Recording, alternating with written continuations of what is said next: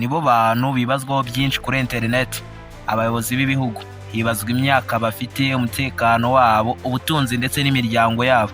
Aha niho hazamo abagore b'abaperezida, first ladies mu rurimi rw'icyongereza. Ni abagore bafite abagabo b'abanyembaraga, ni abagore buri gihe baba bazengurutswe n'abasore cyangwa inkumi bikoreye imizinga y'imbunda zipakiye amasasu. Ku ruhando mpuzamahanga aba bagore barubashywe bikomeye. Ni bamwe mu ba mbere bagira uruhare runini mu mibereho n'imibanire myiza y'abaturage.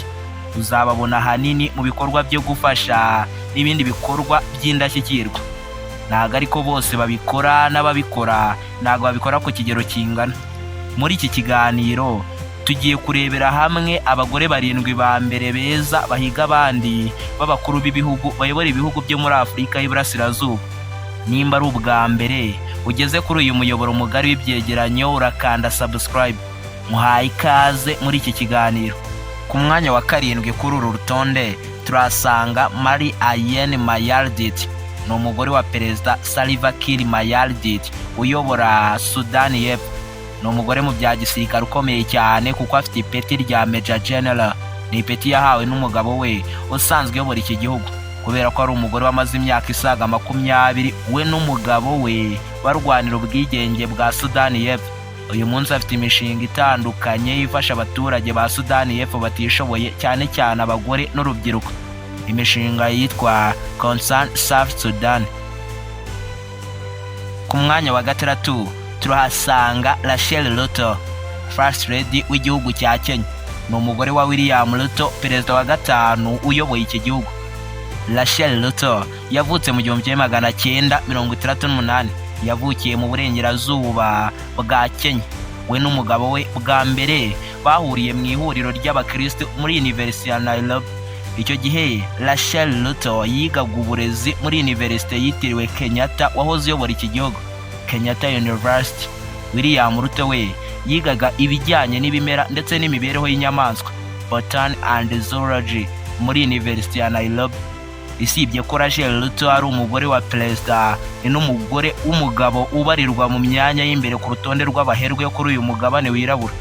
Ni umugabo utunze miliyoni zisaga 299 z'amadolari y'Amerika. Imo ndavuga perezida wa Kenya William Ruto. Umugore we niwe dusanga ku mwanya wa 6. Ku mwanya wa 5 kuri uru rutonde turasanga Zahra Omar Hassan, First Lady wa Somalia. Ni umugore wa Hassan Sheikh Mohamud uyobora iki gihugu nyine. Ni umugore uvuga amagambo akora ku mitima ya benshi. Abagore bose bo muri iki gihugu, ndavuga Somalia, yamaze kubaha icyerekezo. Ni umugore utanga inkunga ku baturage babarirwa mu bihumbi b'Abanyesomaliya benshi basazanye imishinga. Mwe dusanga ku mwanya wa 5 kuri uru rutonde. Ku mwanya wa 4 kuri uru rutonde rw'abagore b'abayobozi b'ibihugu bayobora ibihugu byo muri Afurika y'Iburasirazuba turahasanga Janet Museveni, First Lady w'igihugu cya Uganda. Umugore wa Yoweri Kaguta Museveni, perezida wa Uganda, umwe mu baperezida kugeza ubu bamaze kuyobora igihe kinini kuri uyu mugabane wirabura. Janet Museveni we n'umugabo we bashakanye mu 1973. Nyuma y'imyaka 13 gusa babanye yonyine, Museveni yatangiye kuyobora Uganda. Ubwo uyu mugore ni nawe umaze igihe kinini ku mwanya wa First Lady muri Afurika y'Iburasirazuba. Isibye ko ari First Lady, ni na Minisitiri w'Uburezi ndetse na Siporo hariya muri Uganda.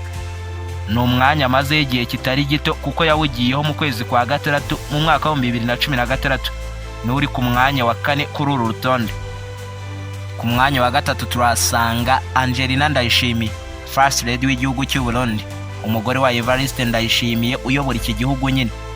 Angelina yavutse 1976. Igihugu abereye First Lady ni kimwe mu bihugu bya mbere biza mu myanya y'imbere mu bihugu bikennye. Ku ruhando mpuzamahanga ni igihugu kivugwaho byinshi, ariko byose bihuriye ku ijambo ubukene. First Lady w'iki gihugu, ndavuga Angelina, yahoze ari umusirikare ndetse ari umusirikare ukomeye cyane kuko yari afite ipeti rya Lieutenant. We n'umugabo we bombi bahoze ari abasirikare. Uyu munsi bafitanye abana 6 bose. Uyu mugore ni uri ku mwanya wa 3 mu bagore bahiga abandi muri akarere ka Afurika y'Iburasirazuba ariko b'abayobozi b'ibihugu.